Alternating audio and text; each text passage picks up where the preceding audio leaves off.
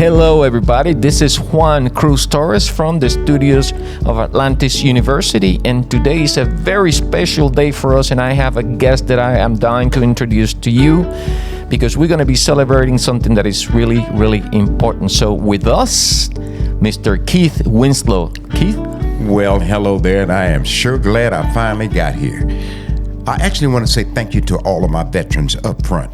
On November 11th, which is Veterans Day, and we know that it is, we're going to honor the veterans. Atlantis University Honors, November 11th from 12 to 2. Come on, be a part of this. We're going to send you an invitation, you special people, and guess what? We're going to ask you to RSVP so we can put you on the list. We are honoring veterans, November 11th. Thank you, Keith, the boss of the beach. Now I'm with WVET, Veteran Radio, ontheairtoday.com.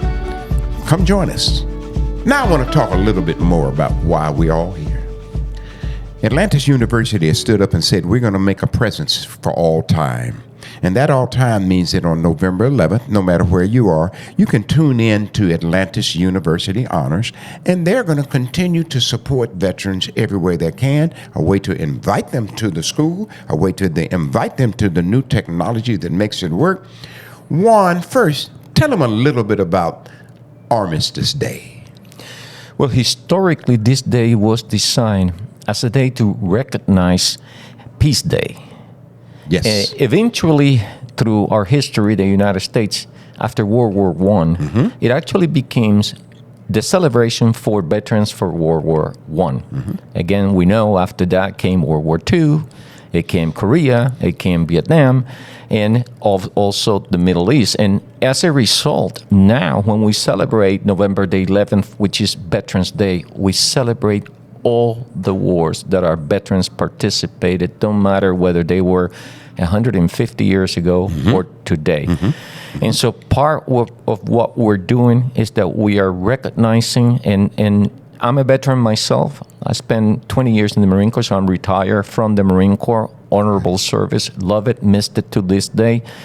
And a lot of times when people find us on the street, one of the things that commonly happens when they recognize that you, or they find out that you are a veteran, they'll thank you for your service. And we want to go beyond that, and we want to do something that not only thanks them, but we do it in a physical way to bring them into our school and to honor them and physically recognize them. And that's really what this is about. We want to make sure that we go out and we bring veterans in and we recognize them for their service.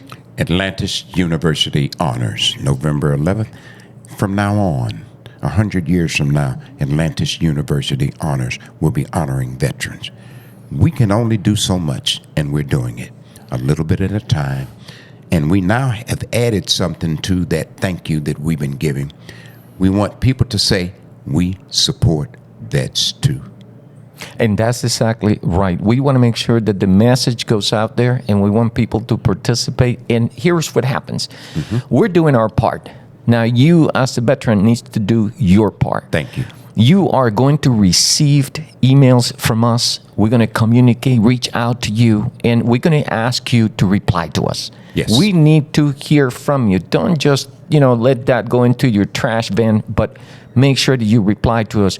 If anything, at least give us some feedback, your experiences, and make sure that you are Rsvp, because we want to make sure that we can count on you when we do this celebration and this recognition and present these honors to our veterans.